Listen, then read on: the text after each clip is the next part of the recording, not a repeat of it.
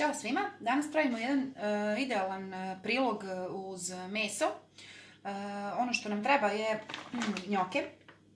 Znači gotove njoke sam uzela. Ja ovdje imam njoke za jednu porciju, znači za jednu osobu. S obzirom da pravim za jednu osobu. Šta ćemo da uradimo sa ovim njokama? Stavit ćemo ih u vodu. I zajedno sa tom hladnom vodom da stavimo na ringlu.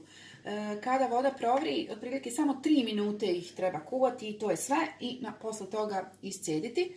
A onda ćemo da dodamo, ja ovdje imam jedno malo parče gorgonzole i otprilike nekih 80 grama sira. Bilo kojeg sira tvrdog možete da stavite, kačkavalj, gauda, što god imate. Treba će nam također 2 kašike pavlake i vrlo malo soli, znači prstohvat soli. Stavit ćemo malo soli.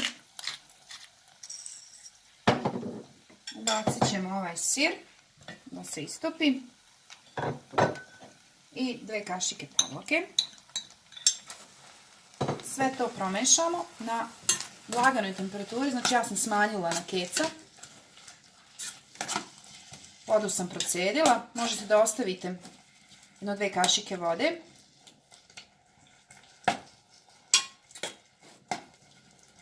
Sačekat ćemo da se ovo sve istopi. I također možete sve ovo da pravite i sa pavlakom za kuvanje. Ali ja sam ovaj put stavila samo običnu pavlaku.